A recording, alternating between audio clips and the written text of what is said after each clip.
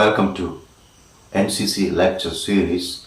This is Captain Binoy Varakil, Associate NCC Officer, St. Joseph's College, Devagiri, Kozhikode, Kerala.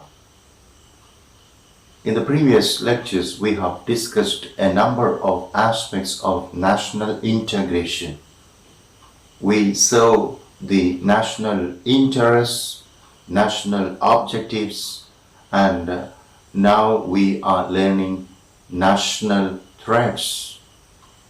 So, India, as we know, is the largest democracy of the world.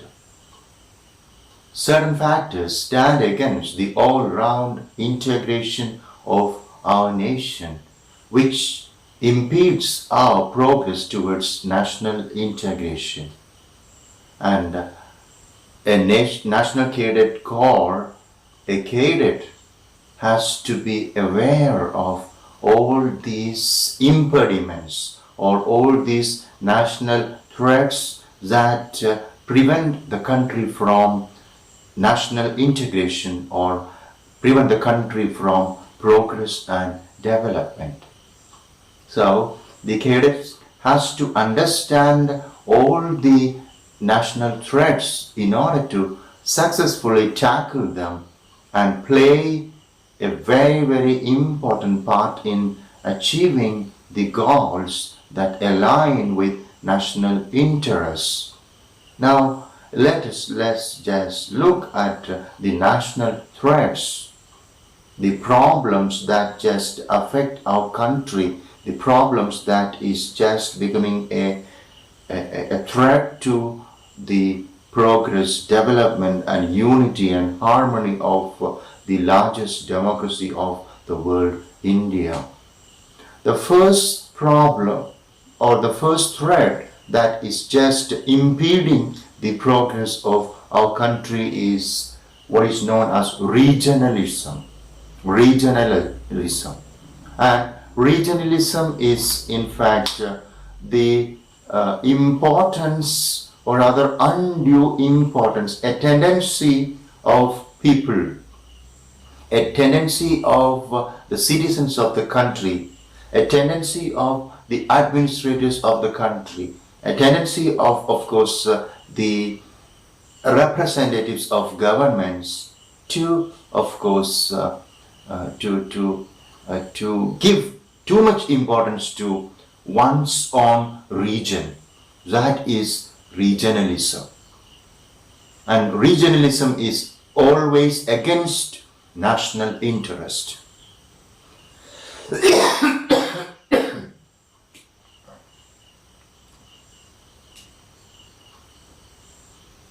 Development has to come to all the parts of the country from Kanyakumari to Kashmir. Similarly, development has to come from, of course, Gujarat to the northeast. If any of the ministers of the central government, if any administrative officers of any part of the country is giving too much importance to one's region, the place where he or she is born, the place where he or she lives, or the place where a particular language is used, that is just preventing the national integration or the development of the country. So regionalism is in fact one of the major threats to national integration and thereby a major threat to the progress of our country. And we have to, the cadets must ensure, rather cadets must understand the fact that India is of course a family.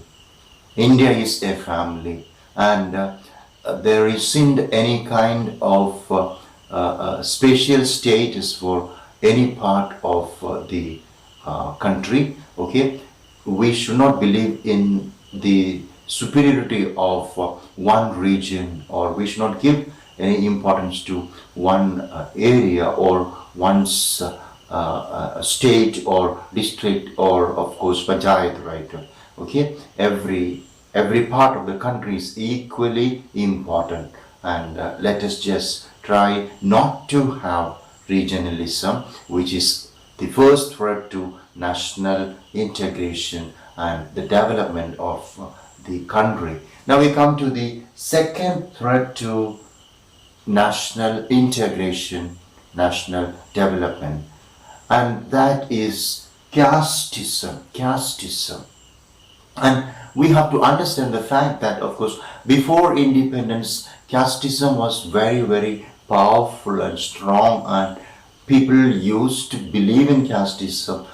Casteism had a lot of consequences, and there were a number of practices, very wrong and negative practices in our society, in our country, of course, different parts of the country. And casteism is always a divisive force. Casteism divides the society, it divides the people of the country, and one section considers others as inferior, and this is casteism. One section may be based on caste, may be based on religion, may be based on race, considers the other inferior, and that particular caste or community or race or a particular religious group of people who believe they are superior or who believe others to be inferior is exploiting that particular inferior community. And a number of restrictions are imposed on the so-called inferior caste or race or creed or, of course, group of people. And this is in fact a big threat to national integration and the development of the country. And this kind of monopoly of one caste over the other caste or one group over the other has to end. Then only we shall have the kind of India that is envisioned in the constitution of the country, that is, of course, a sovereign, socialist, secular, democratic republic. Let us all just leave aside divisive kind of perspectives and divisive kind of ideologies and outlooks, and let us just work hard for a united India. And let us understand the fact that caste organizations often interfere in politics, and it is, of course, the interference of caste organizations in politics and administration, and of course the legislative and the judiciary, and of course the executive is a big threat to national integration. It's a big threat against the country. And now, of course, we just move on to the third threat to national integration, and this is in fact communalism. Communalism is when religions, caste and race are used to make social and political gains. It is called communalism. And in fact, communalism is an allegiance to one's own ethnic group rather than to a wider society. And we know that India is, of course, a country which is famous for unity in diversity. We have, of course, people believing in different religions here, people, of course, practicing different customs, conventions, rituals, and observing or using numerous languages, and no particular allegiance to one ethnic group or religion in a wider society like ours must take place. And let us not just be the people who, of course, are just believing in communalism. It is in fact a big threat to national integration and national growth. And now, of course, we move on to the fourth threat to national integration, and that is linguistic claims. It's very obvious what linguistic claims refers to. Linguistic claims refers to, of course, claims based on language. And we have to understand the fact that the Constitution of India is just recognizing more than 22 languages as official languages. The status of official language has been given to more than 22 languages, and of course Hindi is one of the official languages and English is the link language. Today we know that a lot of people in the country can use Hindi as well as English, but we have to understand the fact that none of the official languages or none of the languages of the country is superior to any other language. Every language in the country, every language in the world, every dialect in the world and the country have equal status, and there is no question of inferiority or superiority. And it is of course good that we learn almost all the languages, if possible it's good that we learn as many languages as possible, but there is no superiority or no inferiority, and we have to understand the fact that more than 2000 languages are just used by, of course, like dialectical variations, right, are used in the country. More than, of course, 2000 languages, main, of course, dialects we have here in the country. From state to state and district to district, and of course from provinces to provinces, right, there are changes in the very accent, intonation and sentence structures of the people, and no language is superior and no claim must be made on language or linguistic claims. And we have to understand the historic date or the year 1956.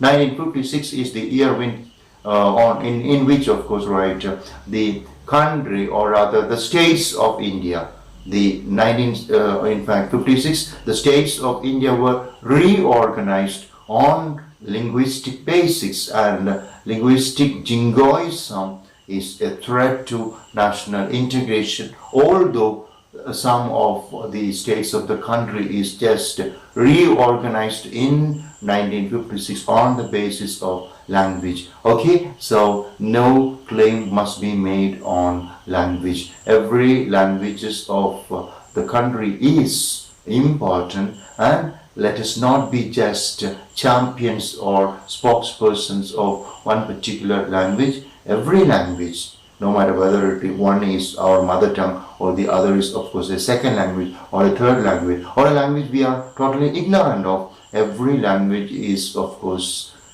the important, should have equal importance, and we have to respect every language. That is what we have to remember. And the fourth threat to national integration is linguistic claims. And now we come to the fifth threat to national interests, or rather national integration, and that is, of course, extremism.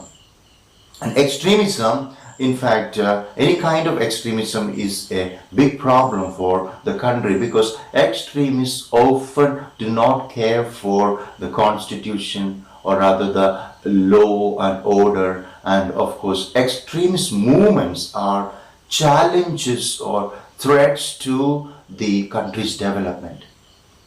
And we have a number of extremist movements like the Naxalite movement, the Maoist movement, and of course this kind of extremist movements like Naxalites or Maoism, etc., is a big threat to law and order. And of course the country is always, right, the police force and the military defense, different organizations under the defense ministry are trying their best to, of course, control any kind of extremism, and any kind of extremism anywhere in the world, okay, anywhere in the country is a big threat to national integration and the progress of the country. And now we come to the last important threat to the national integration, or that is in fact social disparity.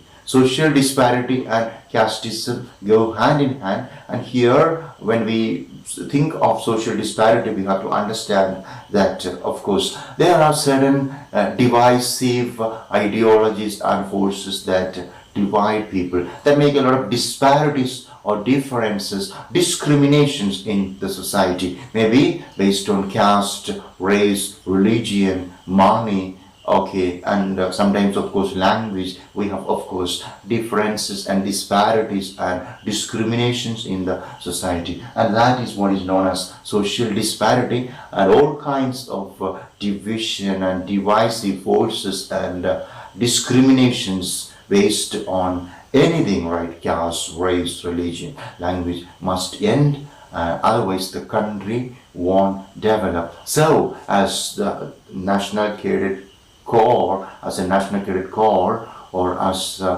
in fact a representative of any of the organizations of the country, or rather every Indian citizen must be aware of all these threats that impede or hamper the development of the country, and let us all try to of course eradicate this particular, all these threats: regionalism, casteism, communalism, and linguistic claims and extremism and social disparity from our country, from the world, so that of course the country develops, the world develops, and there is peace, harmony, progress, development, welfare and well-being in the country. So with this we come to the end of lecture number 38. Thank you very much for listening. Jai Hind.